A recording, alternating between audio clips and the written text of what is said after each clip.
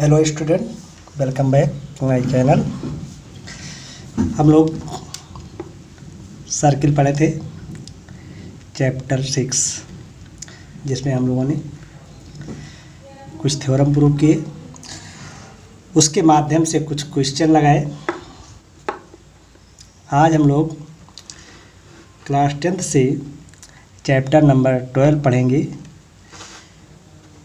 Area related to circles.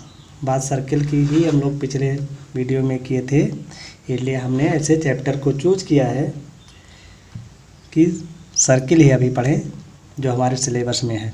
तो area related to circle में हम लोगों को क्या जानना है, ये क्लास 10th चैप्टर नंबर 12 है।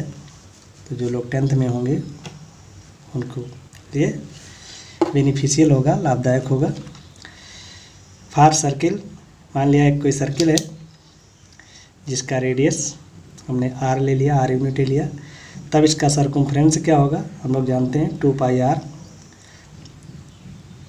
और यूनिट हो गया, या पाई इंटू डायमीटर भी होता है। यहाँ डी डायमीटर है। Area of circle pi r square होता है, ये हम लोग जानते हैं। अब यही अगर हम बात करते हैं सेमी सर्किल के लिए, तो हमने सेमी सर्किल के लिए रेडियस मान लिया क्या है, r है। तब सेमी सर्किल का जो एरिया होगा वो पूरे सर्किल का हाफ हो जाएगा, इसलिए हाफ, और क्या किया गया, हाफ, और पाई आर स्क्वायर था तो पाई आर स्क्वायर लिखा, सर्किल का हाफ कर दिया, हमारा आ गया half pi r square, square unit हो गया। लेकिन पेरीमीटर जो होगा वो कितना होगा, तो पेरीमीटर हमारा जो सर्किल में होता है 2 पाई आर है, लेकिन अगर इसका हम हाफ केवल कर देंगे तो गलत हो जाएगा, क्योंकि पेरीमीटर जो होता है टोटल लेंथ होती है। तो पेरीमीटर क्या होगा, हाफ तो पेरीमीटर सर्किल का हो गया, प्लस डायमीटर भी हो जाएगा। डायमीटर कितना होता है, रेडियस का डबल होता है, तो पाई आर प्लस 2r हो जाएगा। इसलिए इस बात को ध्यान रखेंगे, यहाँ गलत कर देते हैं हम, जल्दी में पाई आर लेते हैं पेरीमीटर और गलत हो जाता है। तो ये मिस्टेक ना करें, सभी लोग ध्यान देंगे। जो पेरीमीटर होगा सेमी सर्किल का होगा वो कितना होगा, pi r plus 2r। Area of a circular ring, circular ring का एरिया निकालना है तो क्या है कि इसमें ऐसे कंसेंट्रिक सर्किल आप मान सकते हो है कोई, और उसके बाहर इनर सर्किल का और आउटर सर्किल का रेडियस दिया हुआ है, बाहर वाले सर्किल का और अंदर वाले सर्किल का रेडियस दिया हुआ है। तो हमको इस पार्ट का एरिया निकालना होता है, ये पार्ट है, बीच का जो पार्ट है ये सर्कुलर रिंग कहलाता है, और इसका एरिया हमको चाहिए। तो हम क्या करेंगे, बड़े वाले सर्किल के एरिया से छोटे वाले सर्किल का एरिया निकाल देंगे। तो आएगा a equal pi r square, pi r square आएगा, इसमें पाई कॉमन लेंगे तो r square minus r square हो जाएगा। अब हम बात करते हैं सेगमेंट क्या होता है। हमने लिख दिया कैपिटल आर है आउटर रिंग का रेडियस, हो ये इनर। अब सेगमेंट क्या होता है भाई, a segment is a part of circular region bounded by an arc and a chord including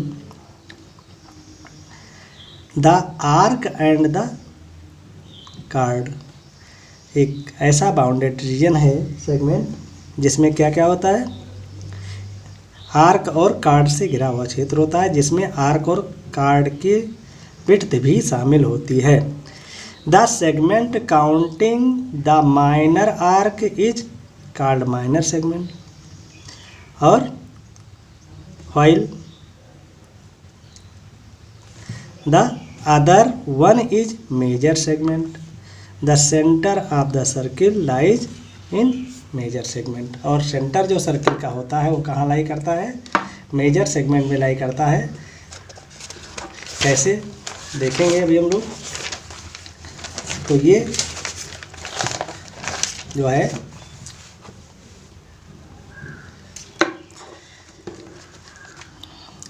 alternate segment, major segment और alternate segment of a circle क्या है, the minor and major segment of a circle are called alternate segment of each other.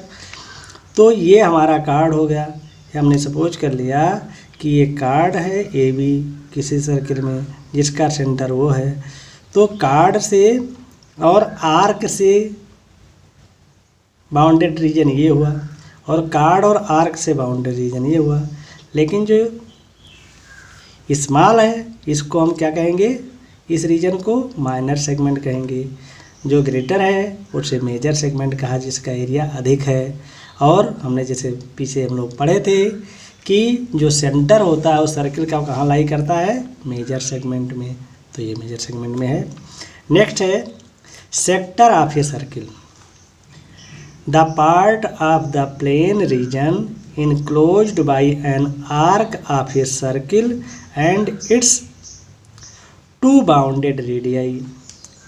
एक ऐसा reason लेना है circle में जो एक आर्क और दो रेडियस से घिरा हुआ, तो ऐसे रीजन को हम क्या कहेंगे, सेक्टर कहेंगे। इस एडजॉइनिंग फिगर में देखो ओ पी क्यू ओ क्या है, सेक्टर सर्किल है जिसका सेंटर क्या है, वो है।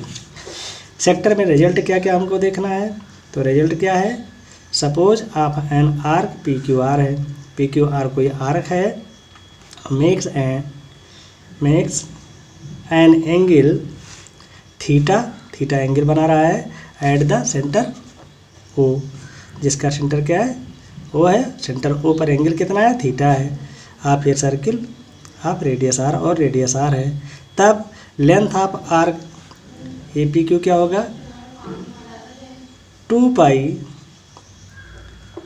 Are, 2 pi r into theta upon 360 या theta upon 360 into 2 pi r, यानी एंगल अपान कंप्लीट एंगल और सर्किल का क्या है, सरकमफ्रेंस, तो 2 theta upon 360 into 2 pi r unit हो गया। एरिया क्या हो जाएगा, एरिया कितना कहलाएगा, O P Q R O, ये पूरा जो है सेक्टर है, तो इस पूरे सेक्टर का जब हमको एरिया निकालना होगा तो theta upon 360 pi r square unit. तो ये लेंथ के लिए हम फार्मूला यूज करेंगे और ये फार्मूला एरिया के लिए यूज करेंगे। इस तरीके से हमारा क्या निकला है, सेक्टर क्या होता है, सेक्टर में लेंथ आर्क की कितनी होगी और एरिया कितना होगा। नेक्स्ट है perimeter, perimeter of a sector O A C B equals होगा ओ ए सी बी का होगा length of arc A C B plus O A plus O B, इन सबको हम ऐड कर लेंगे तो हमारा पेरीमीटर मिल जाएगा। तो लेंथ इसकी क्या है, 2 pi r theta upon 360 plus 2 r हो गया, तो ये पेरीमीटर इसका मिल गया। अब है area of segment A C B E, ये कहलाता है सेगमेंट आपका, इतना पार्ट हुआ तो इसका एरिया क्या होगा। तो एरिया ऑफ सेगमेंट जो होगा, area of segment O A C B O, area of segment या इस पूरे को हम क्या कहें, सेक्टर कह सकते हैं। सेगमेंट की जगह एरिया ऑफ सेक्टर कह दो, एरिया ऑफ सेक्टर हो गया, इसको सेगमेंट हटा दो यहाँ से, एरिया ऑफ सेक्टर ले लीजिए आप।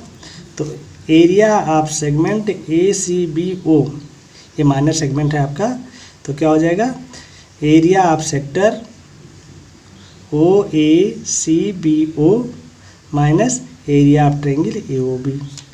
तो इसका क्या आया, theta upon 360 pi r square minus half r square sine theta, ये लिया गया है। इसको हम निकालेंगे, इसको बनाएंगे यहाँ से परपेंडिकुलर डाल करके, तो हमको चूँकि बेस इंटू हाइट होता है तो हाफ बेस इसमें से एक मिल जाएगा, इस पर परपेंडिकुलर डाल देंगे तो साइन थीटा लगा करके ट्रायंगल बना करके इसको हम निकाल सकते हैं लेंथ। इस तरीके से हमारा, तो हमको फार्मूला याद रखना है कहाँ से ड्राइव होता है, ये आपको नहीं ज़रूरत है, अगर फार्मूला याद है नहीं तो आपका दिया रहेगा तो उससे हम एरिया जैसे निकालते थे वैसे निकाल लेंगे, परपेंडिकुलर है, नहीं तो इस मेथड से निकालेंगे।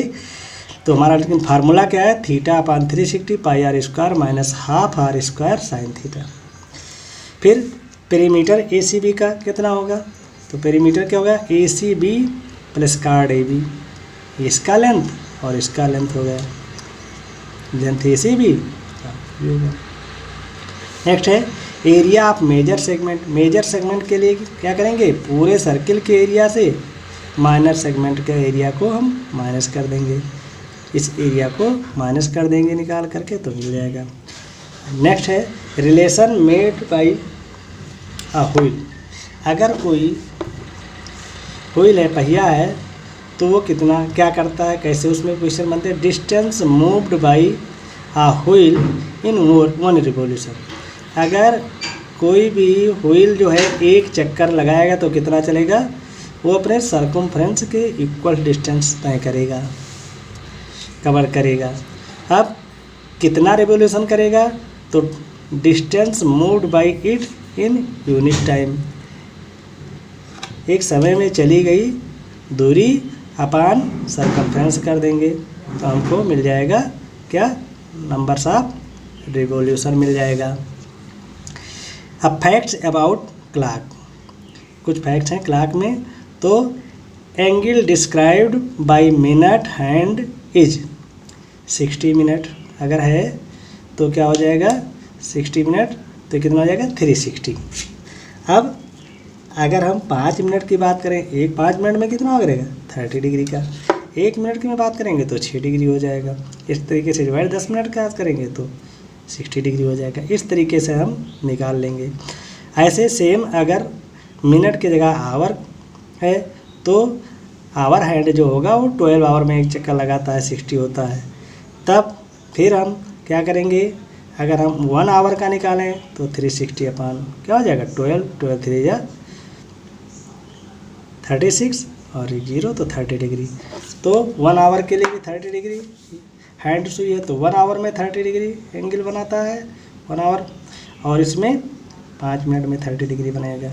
तो इस तरीके से क्वेश्चन मिलेंगे आपको कि एक क्लॉक है, सर्कुलर क्लॉक है, जिसमें इतने से इतने चला, 5 मिनट या 10 मिनट चला, तो एरिया आप सेक्टर फाइंड करिए, सेगमेंट फाइंड करिए। तो हमको वहाँ पर अगर ये पता रहेगा तो हम सेंटर का एंगल जो है थीटा, उसको हम फाइंड कर लेंगे, और जब थीटा फाइंड हो जाएगा तो हम फार्मूले में वैल्यू रखेंगे इसमें और फाइंड कर लेंगे, हो जाएगा सेक्टर में। नेक्स्ट है इसमें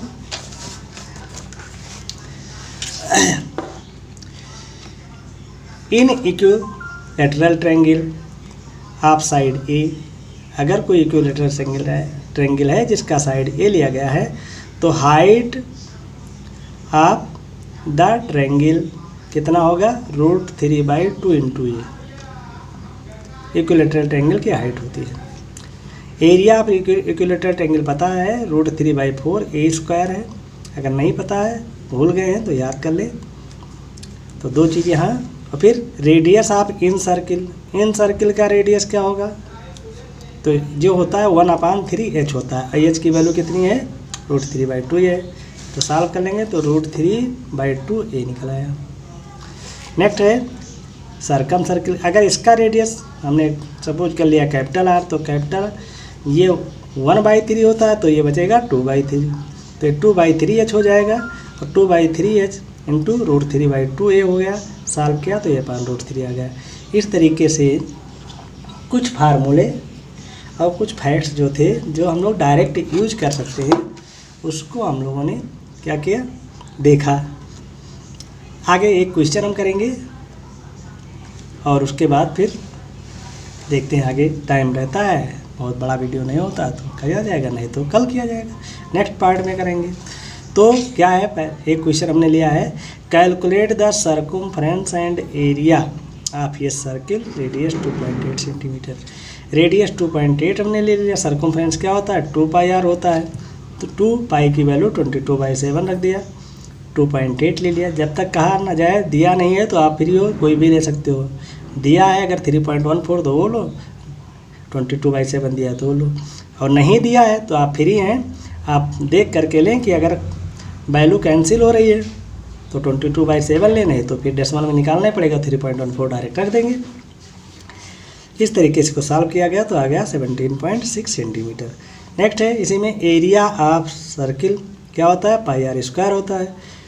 तो 22/7 और आर की वैल्यू कितनी है, 2.8 है, ये उठा करके रख दिया गया।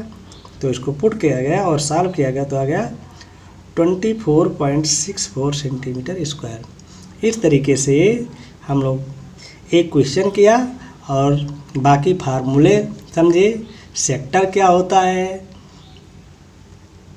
और मेजरमेंट क्या होता है। सेक्टर को हम हिंदी में त्रिज्यखंड कहते हैं और माइनर सेगमेंट और दीर्घ सेगमेंट को हम जो है लघुखंड और दीर्घखंड कहते हैं। तो जो हिंदी मीडियम के बच्चे हैं उनको बाकी चीज़ तो आप जानते हैं, इक्विलेटरल ट्रायंगल को हम समबाहु त्रिभुज कहते हैं, डायमीटर का मतलब होता है व्यास कहते हैं, रेडियस का मतलब त्रिज्या होता है, सरकमफ्रेंस का मतलब परिधि होती है।